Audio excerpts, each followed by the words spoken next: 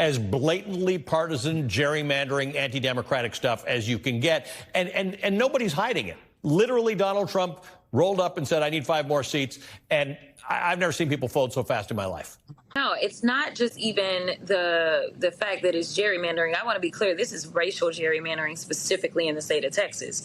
Now, I can't speak about other states, but I can absolutely speak on my state that is a majority minority state. And the fact is, when we ultimately did our actual redistricting in 2021, when we got the numbers, it said that 95% of the growth was due to people of color. And so therefore, Texas, that was growing leaps and bounds, was entitled to 2 additional seats.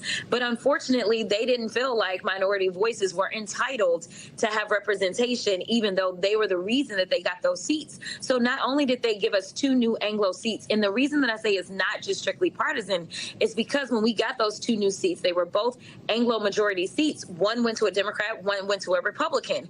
This is racial at this point. And now they're saying, you know what, we want 2 more Anglo-majority seats. And so now here it is, you're going to get 4 Anglo new majority seats.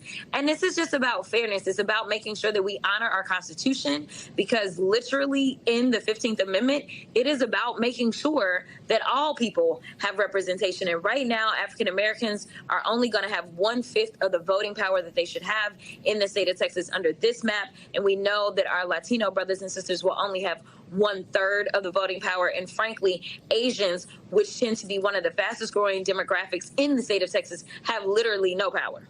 Do you hear the stuff they're saying about Gene Wu, by the way, talking about Asians, like how he's connected to the Chinese Communist Party? Like the racism, they're not doing a great job of keeping it on, keeping the lid on that pot. No, I mean, honestly, when Trump came in the first time, they started to lift the hoods. Once Trump got in a second time, they decided the hoods were off. And listen, I'm perfectly fine with it, because I want to know where you stand. I want to know that you're a despicable human being who lacks all morality, but wants to go around and teach and preach Christianity. I want to know who you are, because then I know how to deal with you. It is unfortunate that that is where we are. And it is one reason that it is so difficult for minorities to even try to listen to Republicans, because they consistently coddle people like neo-Nazis. They consistently uplift people such as the Proud Boys. As we know, so many of those January 6ers were part of some of these extremist organizations. And now they have decided, you know what, you are best qualified to work for ICE. You are best qualified to go and terrorize these communities of color and round them up and throw them in random cages where hopefully they will be treated inhumanely. A quick question for you, because you're a lawyer. Why would Kash Patel take John Cornyn's phone call about